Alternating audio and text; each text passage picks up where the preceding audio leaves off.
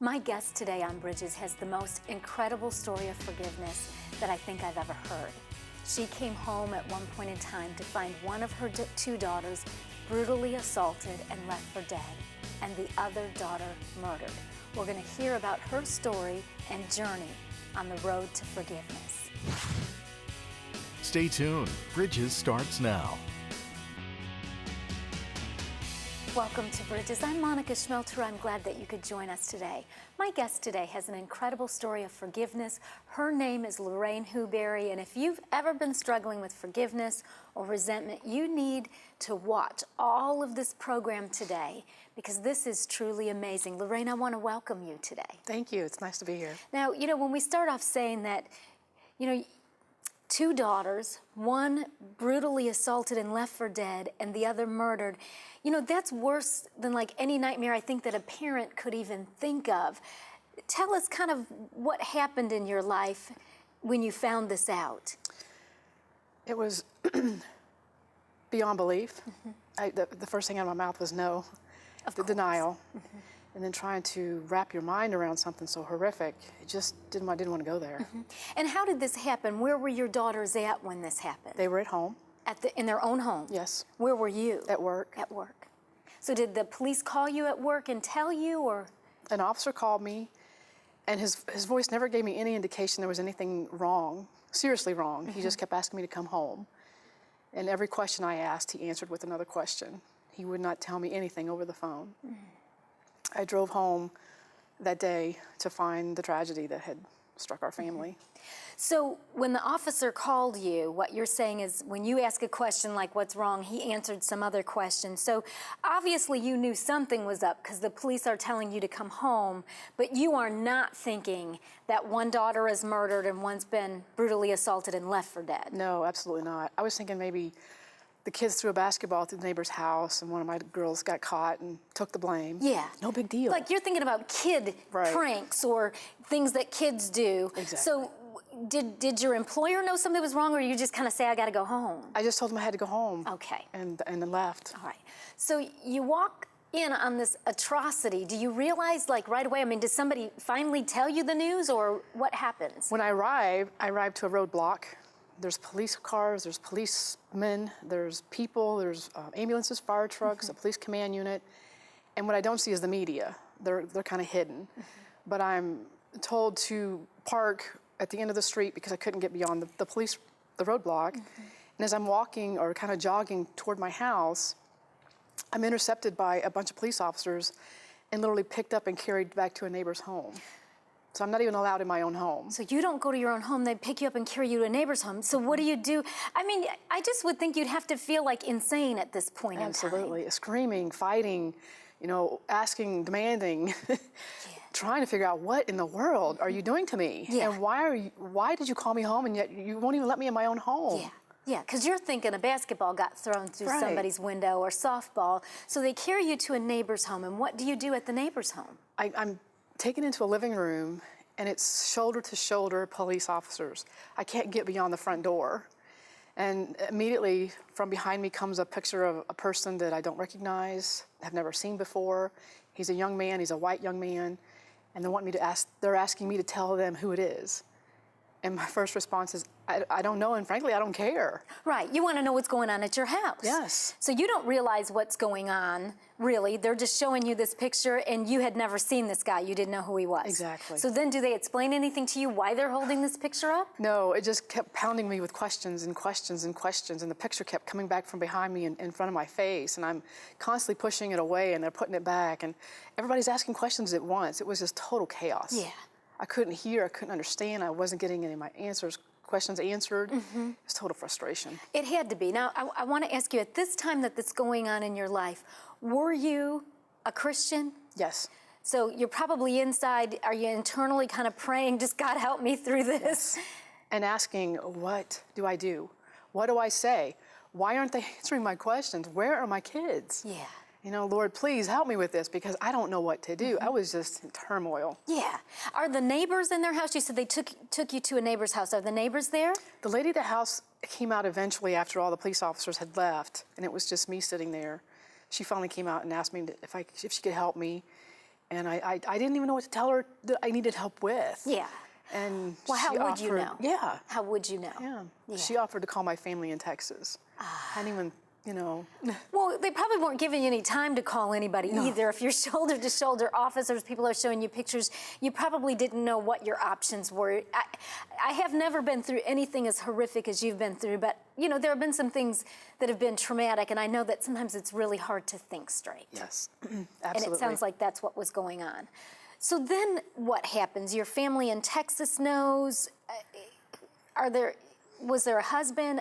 I was engaged. You were engaged. He was there. Eventually, I found him sitting on the couch, had his head in his hands, and he was just like completely just shut down. And I kept going to him, asking him, you know, what's going on? Finally, at some point, he says, Stacy's gone. And in my mind, the mother mode kicks in. Gone where with who? She's supposed to call before she leaves. She doesn't just take off without letting me know. And I'm just bantering him with all kinds of... So he knew. Yes. He knew that Stacy had been murdered. He found the girls. He found them. He came home. He got home before I did. He always did. Okay. And he came home and found the tragedy. So was he the person that contacted the authorities? Yes. Yes. And he became the immediate suspect Yeah. because he was there alone. He's there alone, and he's not the girl's dad. father. Did you ever think that he might have done it? No, it never crossed my mind. They had a really good relationship. He was more of a dad to them than their father was. Yeah. So you had trust in him, but Yes. now he is totally depleted because he realizes that Stacy has been murdered. Right. Does he realize that the other daughter has been assaulted but is still alive? Yes, he finds her in the basement. She's conscious and she's trying to talk, but she's losing a lot of blood. She's going into shock. When he found her, she had 3 bicycles piled on top of her nude-bound body, and she's trying to call out for help. Man, because I'm thinking he walks in the house thinking like, you know, you're coming home like you normally do. Right, exactly. And does he discover Stacy first? Yes, looking for the cordless phone because it was not in the kitchen where it was always supposed to be. Thinking she might have left it in her room before she went to work. That's where he headed first. And then he found her. So he was looking for the phone? Yes. He didn't know anything was wrong? No. He's no. looking for the phone, he can't find it, he goes to a room, and is that where he finds her murdered? Yes. Yes. And so then does he call 911 right then, or does he start screaming for the other daughter? What is her name? Christy. Christy. Does he start screaming? He's still looking for the phone, and so Yeah. he knows there's one downstairs in the basement. So he's running down the steps to get the other phone when he hears something, and it sounds like it's his name being called, but it's really distorted. And then when he goes into the basement, he finds Christy laying on the floor, Under 3 bicycles. found and nude. She's nude. And bleeding. They've left her tied up. She's bleeding. So I'm assuming then that the mad dash is for a phone. Right. To get some help. Does he find a phone? He eventually finds the phone on the dryer behind her. She kept rolling her head back and her eyes back, trying to get him to notice the phone. He finally picks up the phone, calls 911, and as soon as the operator asks, "This is 911, what's your emergency?" the line goes dead. The phone's been off the charger too long, and it's completely dead. So he's lost contact with 911. He goes back to Christy and tries to comfort her because she's really anxious to get out of the house Yeah. and trying to talk to him, but yet she's bleeding. And he says, "There's a phone across the hall. I have to go get the phone." And she's pleading with him not to leave her because she thinks this man is still in the house. Now he's becoming fearful that his life is in jeopardy Yeah, too. because he doesn't know what to do. I mean, if this guy is still in the house, he doesn't want to leave your daughter out there. Right. I mean, this is just like tragedy of tragedies. Oh, yeah. Absolutely. So what does he do? He finally goes across the hall and gets the other phone. As he's getting the phone, the operator's calling back, trying to make a connection. "Did you call 911? And then he lets them know what's going on. When the police arrive, they come in with guns drawn, ready to shoot him. And he's trying to plead with them, "Please, you know, I'm trying to help my daughter. You need to get us an ambulance." And they finally realize that he's not the person of interest, but they still need to question him and find out what's going on. Right, right. So how quickly do they realize that he's not the person of interest? It takes How a does that couple of happen? few seconds, or Christy trying to tell them who did it, and they finally Because realize. Christy's been, you know, she's still alive, so Right. she knows who did it. Right. So who does she tell them did it? Paul Powell. Paul Powell, Powell. yes. And is Paul Powell a friend of Christy and Stacy's, or? He's an acquaintance of Stacy's, and Christy knows him through her. Stacy was friends with him because of her girlfriend's brother who was friends with him. So just like the normal kid stuff, I know Exactly. somebody who knows somebody, you know this Exactly. person.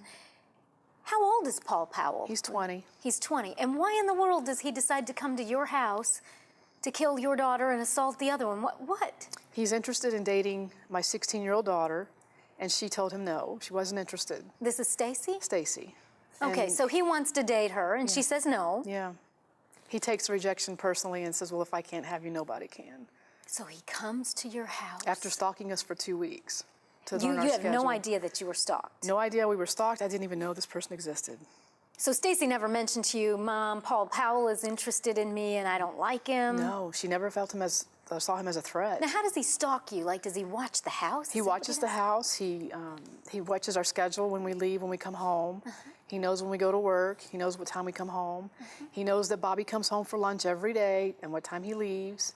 So he knows all this. And he knows that that day, Stacy got out of school around noon because she had exams, so she was home early. I see. He knew she'd be alone. So does he go to the house and like wait? Like when Stacy gets home, is he already there? Yes, he's been at our house since 10 a.m. and she got home around 10 after 12, And then Christy comes home. around 3:15. So did he wait in your house? He was in our For house the second for over daughter? 2 hours. Doing what? Going through our home, going through our stuff, looking for stuff to steal, sitting on my couch and drinking tea and smoking a cigarettes, just making himself at home. He drinks tea and smokes cigarettes after having killed your 16-year-old daughter, Stacy? Yes. Did he have a history of violence or being mental or? Not that we know of. The only thing that came out in the trial was that he had served time in the county jail for contributing to a minor and writing hot checks and some burglaries they found out about later. But that's not anything Nothing like big, no, murder. I mean, no. that's not like drinking tea and smoking cigarettes in somebody's house. And this is all happening because in his mind, just because Stacy doesn't want to date him, he decides that he's just going to kill her. Right. So then what? Then the police are on the look for Paul Powell? And what are you thinking? I can't begin to understand. Why would somebody hurt Stacy or Christy? They Yeah. never did anything to anybody. Yeah. They were just kids. Yeah, just kids. Just kids. Yeah.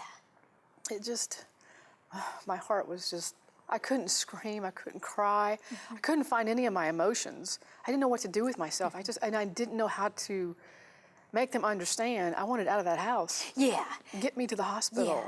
Yeah, because you've got Christy and you want to know how she is and how that, because you don't really know at that point that she's going to make it through this. You don't know that. We've got to take a break. We want you to stay with us, though. We're going to continue to hear more about the story and then also the journey to forgiveness and what God is doing inside of Lorraine's life now and the ministry that has come about as a result of what she went through. Life's not always perfect.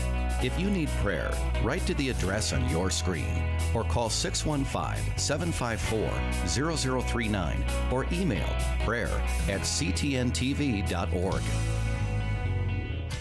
Log on to www.ctntv.org, where you can make a prayer request, view our program guide, see who's on Bridges, or even watch one of Monica's latest teachings.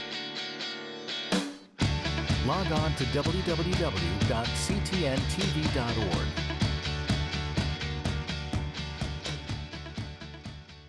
In Christ, there is never any shame on you or on me that negative, counterfeit emotion that is so painful and that can hinder us in our lives if we understand that it's not God. To schedule Monica to speak at your next event, contact her at monicaspeaks.com.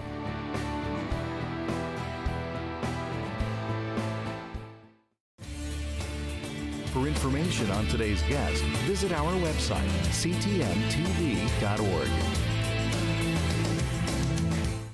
If you're interested in starting a television ministry, call your local television network at 615-754-0039 and ask about our production prices.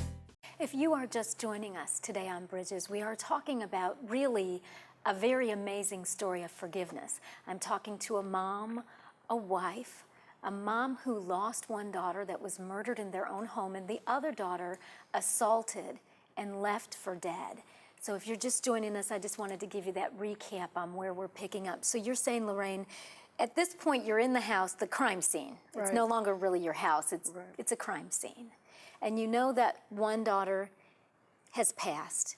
The other daughter, I'm thinking they got to the hospital, Christy? Yes. So you really want out of this house, you want out of the crime scene, and who wouldn't? And you want to go be with your Christy. Right. Do they let you do that? They finally take us to the hospital 3 hours later. So she lays in the hospital for 3 hours with nobody? Nobody. She was in surgery for 5 hours. When we arrive, they tell me that there's no patient by the name of Christy Reed, and I'm livid. What do you mean there's no patient by the name of Christy Reed? This is where they told me she was. And they finally tell me, speaking to a manager, she says, well, we're waiting on getting you a social worker, but we're in the middle of a shift change. Can you have a seat for half an hour while we get that worked out? I'm in one of the top 100 hospitals in the nation, and they can't find my daughter. Then they tell me to wait because they're in the middle of a shift change. I'm not getting this. I just think that for anybody, this would be, this is like worse than the worst day of your life. Absolutely. I can't even imagine somebody saying something that stupid. Yeah. You know, we're in the middle of a shift change. One daughter's been murdered. The other one, you know, we can't find. She's in surgery somewhere. And you're just supposed to deal with all of this. Yeah, I'm in the company of a police officer and a police chaplain. In this Is hospital, anybody being nice to you? they're being nice, but they're being of no help. No help whatsoever. The officer walks away, the chaplain walks away. They don't know what to do. Yeah. They're helpless. I mean, you've pretty much got to feel like you don't have a friend or a hope in the world. Exactly. I mean, that's just kind of a dark place. Like, you know, we say sometimes, you know, all of my friends walked away from me, but when I hear that, we don't even know what we're talking about when we Exactly. say that. I would think, did they have to drug you or sedate you at all? Because I would think that. I wish they had them. Yeah, They because wish they it's had just too them. much to handle. So eventually, obviously, they realize who Christy is. Yes. And she pulls through this surgery. Yes. And then you've got to walk through the journey of healing. And you know, you've come to a place where you're doing ministry now, actually, with offenders, and I want to hear about that more later. But how do you come to the place that you can forgive the guy who left one daughter for dead and who murdered the other daughter? You have to lean completely on the Lord. And I mean completely. You have to give up everything, but also you have to walk through a journey of grief, which is what I did for 7 years, to the point where I wanted to commit suicide because I didn't feel like I was being a good mom to my daughter. I feel like I had failed her, and I was continuing to fail her because I couldn't deal with the aftermath to help her of losing Stacy and the attack she survived. Yeah. So it was very difficult, and the feelings, the emotions were just continuously on. It was a roller coaster, up and down, up and down, up and down. But I watched this 14-year-old girl get up every morning, look herself in the mirror, fix her hair, put on her makeup with these horrible scars across her neck, and walk out that door. And I thought, Lord, if she can do it, I can do this.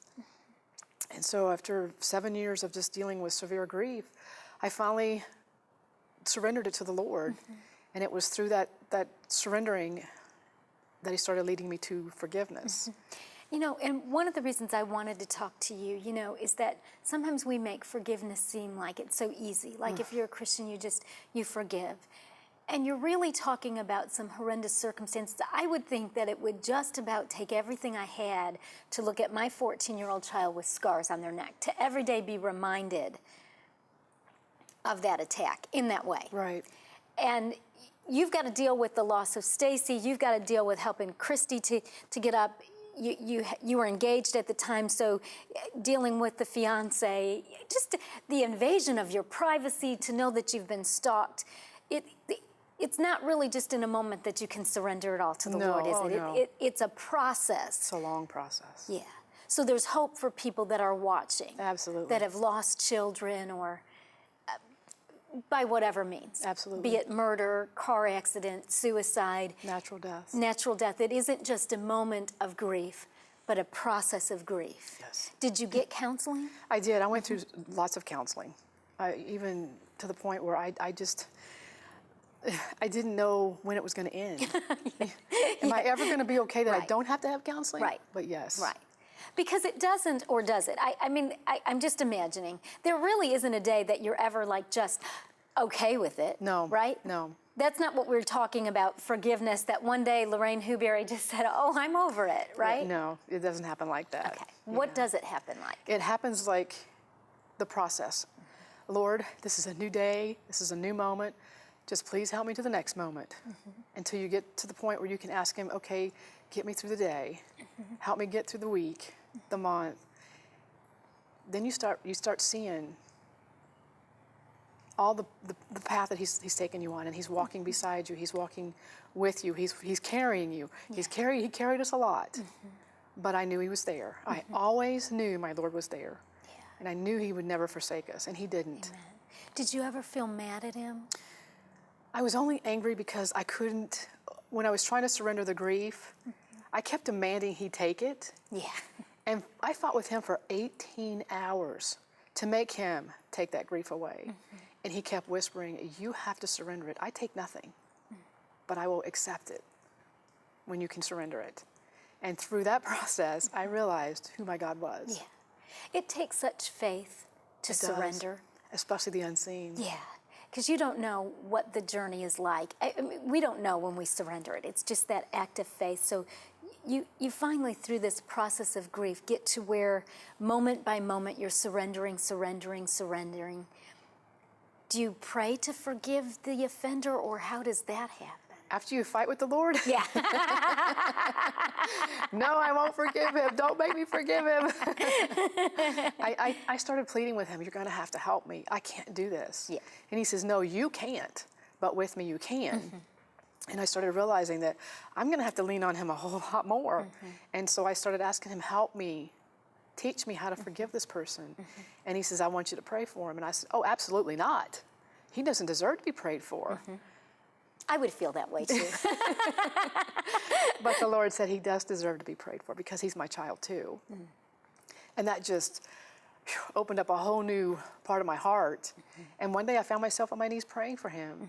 And God began to heal my heart in ways I could never have imagined.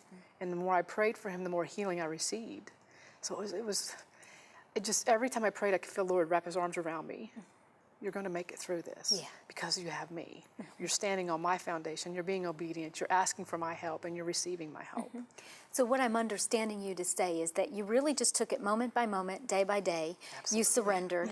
When you even had the slightest inkling that you needed to forgive, Yes. you didn't want to. No. And it's okay for people that are watching to not want to. Exactly. Because really, when people do these kinds of things, we don't feel like they deserve it. Oh, no. I mean, I wouldn't feel like somebody that did this to somebody in my family like needed my prayers. I'd be just like, God, let somebody else pray for them, not me. Exactly. But you made yourself available to do that. Yes. And in that giving, sacrificial prayer, God healed you. Yes. See, that's what we need to get from this today, that in this sacrificial giving, God heals us. And you want to experience true healing? Forgive somebody for something small, and then forgive somebody for something big. And you will see the difference. It's amazing. So you come, and it's just amazing to me, the story and just how brave you were to be obedient. I know God does the healing, but we have to be obedient to God. It didn't just come. No. God just didn't take the grief, and you just didn't come to a day that you were able to accept this as best as any mom can. So you pray for him. Did you ever meet him? I met him in the trials. You know, I didn't talk to him, but that was the first time I ever met him. It was in the courts. But never met him. Yeah. So he never apologized to you? In the end, he finally did. He finally did.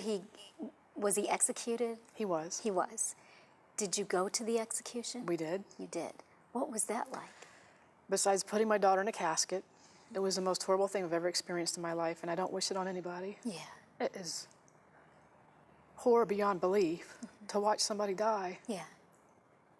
who's fully alive, but has committed a horrible crime. But I had to give that to the Lord. Yeah. I couldn't have his blood on my hands. Yeah.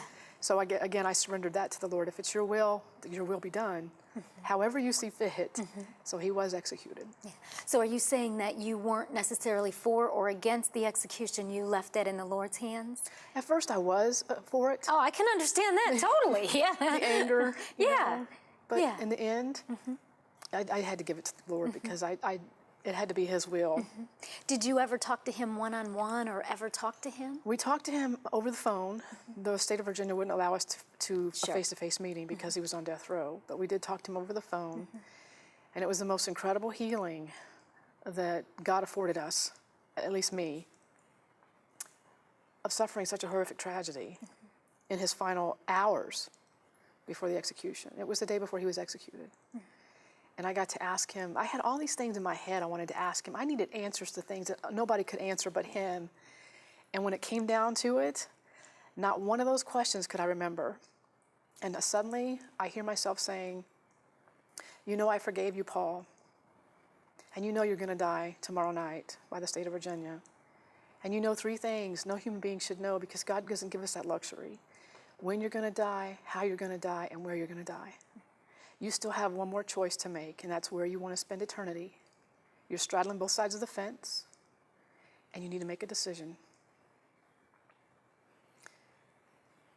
At first, he was very adamant that he was not going to forgive himself. And I said, Paul, if you can forgive yourself, Stacy will be waiting to welcome you home because I want to see you in eternity when I get there. The call ended, and we were cut off from him. We couldn't speak to him anymore. The next day we attended the execution and watched him being electrocuted in the electric chair. And the day after that we were driving home and his attorney called and he says, Lorraine, how are you doing? And I said, I'm really struggling. This is really hard. It's horrible. He says, well, Paul has one more message for you. He wants you to know he forgave himself. Amen. So that was my final and complete healing. And you took that to mean that he accepted God's forgiveness and accepted Christ. Absolutely. And you weren't thinking, of course, that that was going to happen. No. But it happened. Yep. And we've got just a tiny bit of time left. Now you reach out to offenders. Yes. And you have a home that you want to open. And we've got like less than 60 seconds. So could you tell us that? I have a prison ministry called Heal My Wounds and Leave My Scars. And I get to go in and talk to prisoners or offenders about hope, choices, consequences, and forgiveness. And we want to open a crisis home for families who are displaced from their homes in cases of emergencies or tragedies. That is amazing. As I said, it's the most incredible story of forgiveness and God's healing I've ever heard, and I commend you for being so brave to do the hard work that it takes you to do. It's God's testimony. I just get to share it. Amen. Well, thank you so much for Thank coming. you. If you'd like to learn more about Lorraine and her ministry, I invite you to check out our website at ctntv.org. We've got to go, but we say goodbye and God bless you. For information on today's guest, visit our website, ctntv.org. If you would like to order a copy of today's Bridges episode, call 615-754-0039. Be sure to mention the program number on your screen.